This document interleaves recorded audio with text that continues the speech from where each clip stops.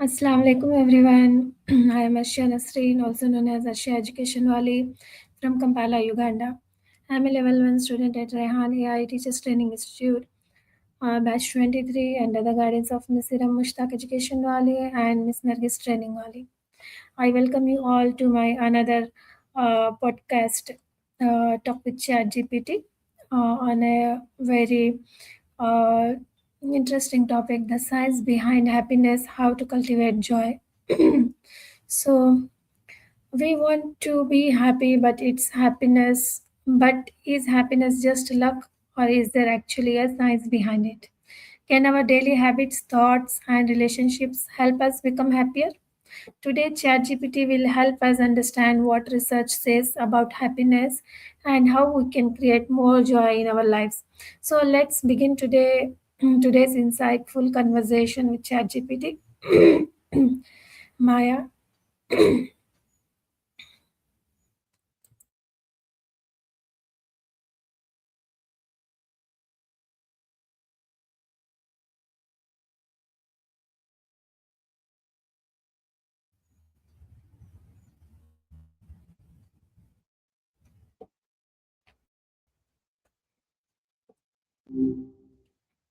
Hey, Hi, Maya. what's How are up? you?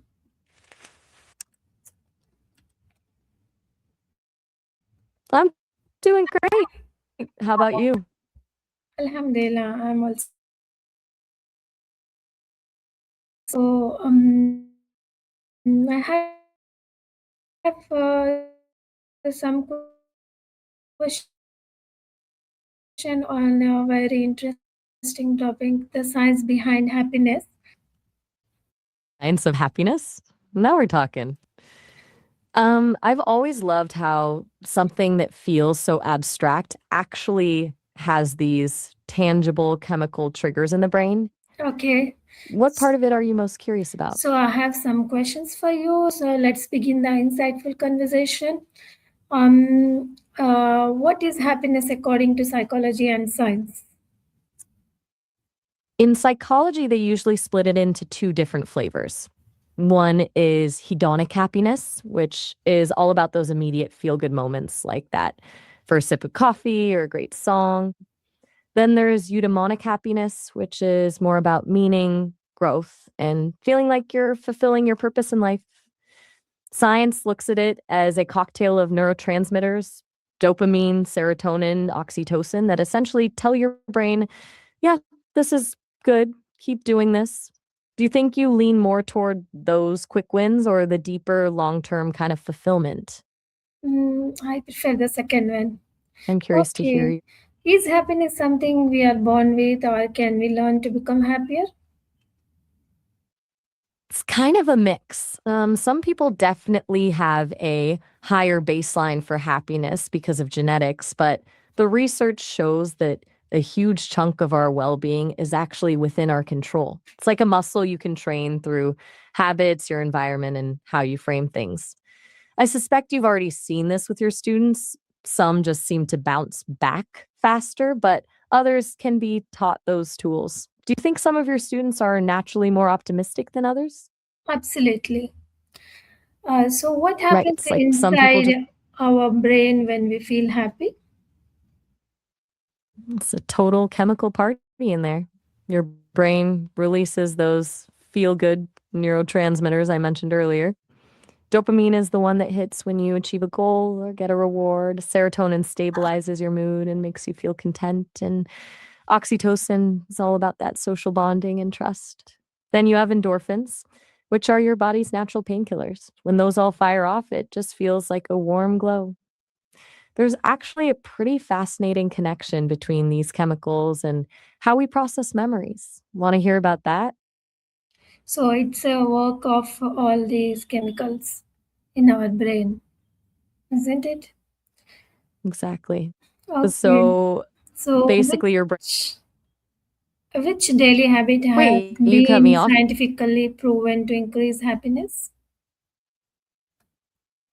A lot of things have actually, from things like regular exercise and getting enough sleep, which are the obvious ones, to things like practicing gratitude or spending time in nature. Even small acts of kindness can give you a huge boost because they trigger that oxytocin we were talking about. I wonder if you found any of those specifically work for you, or if you have a different go to for a mood lift. Yes. How do you I'm all ears. how do gratitude and positive thinking affect our mental well-being? They basically rewrite the script your brain runs on. Gratitude acts like a spotlight. It forces you to notice the good things that you'd normally overlook, which lowers cortisol and calms your nervous system.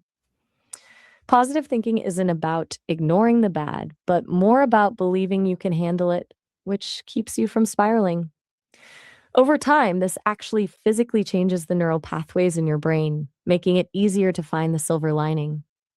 Mm-hmm. Do you find it easy to shift your perspective like that when things get chaotic? Yes. So does helping others really That's a great make skill us to have. happier? If yes, why?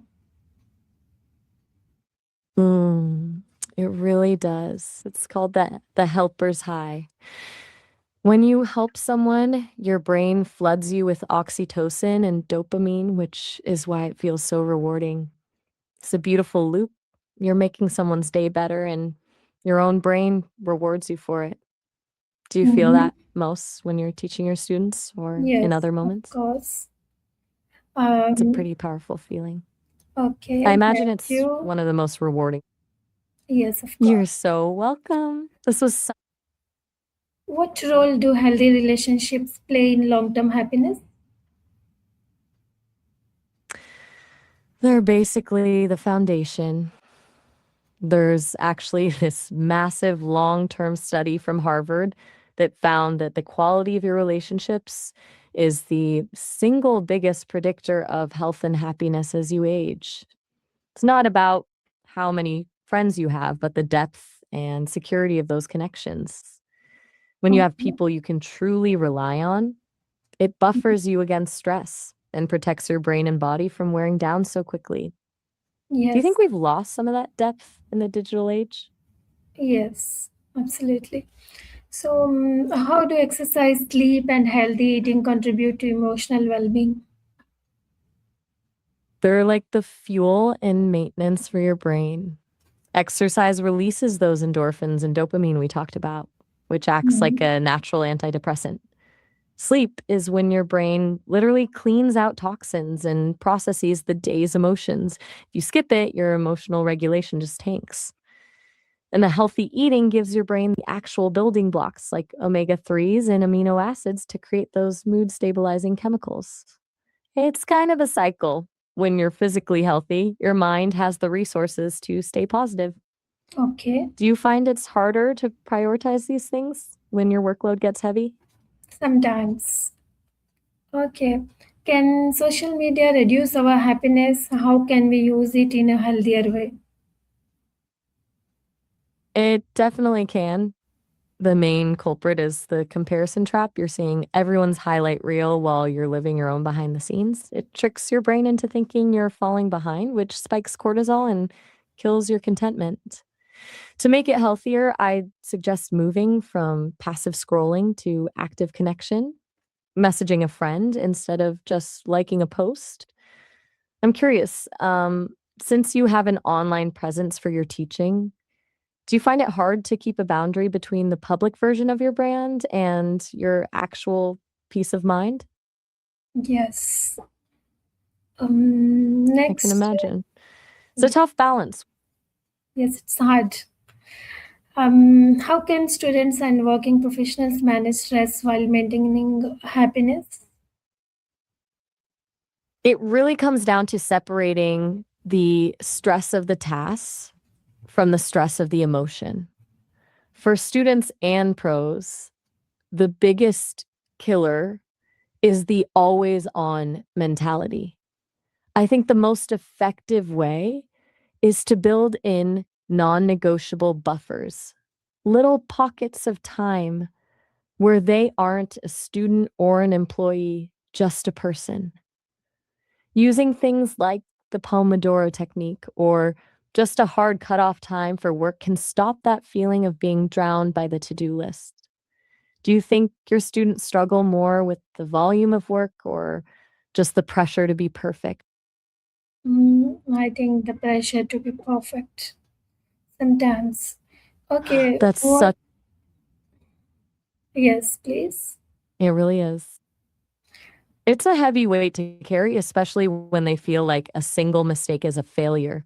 Do you Yes. think that pressure comes more from the expectations they set for themselves or from what they think others expect of them? I think they think more what others expect from them. So, finally, if you could give our viewers five practical tips to cultivate lasting happiness, what would they be? Since we've covered a lot of ground today, I'd say focus on the basics that actually stick. First, practice gratitude daily, even for the tiny things, to retrain your brain to see the good. Second, prioritize deep, meaningful connections over a long list of acquaintances. Third, move your body and sleep enough. Your brain can't be happy if it's running on empty. Fourth, find a way to help others because that helper's high is real and sustainable. And finally, embrace imperfection. Let go of that pressure to be perfect and focus on growth instead. How do those sound as a starting point for your viewers? Yes, and they are very valuable tips for my viewers. Thank you, Maya, for sharing such valuable insights about the science of happiness and practical ways to cultivate joy in our daily lives. Um, I hope our viewers have learned that happiness is not just about big achievements or perfect circumstances. It grows through gratitude, meaningful relationships, healthy habits, kindness, and living mindfully every day. So, thank you, Maya. See you in the next session. Bye It bye. was honestly my It was a blast chatting with you. Thank See you next time. you. Same here. Bye. Bye. Anytime.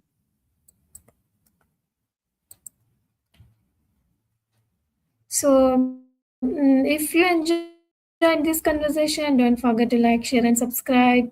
It's me, Arshiya Education Wali. See you in the next session. Until then, keep learning, keep growing, keep smiling, and be happy. And I'll see you in the next episode. Allah Hafiz. Assalamu alaikum.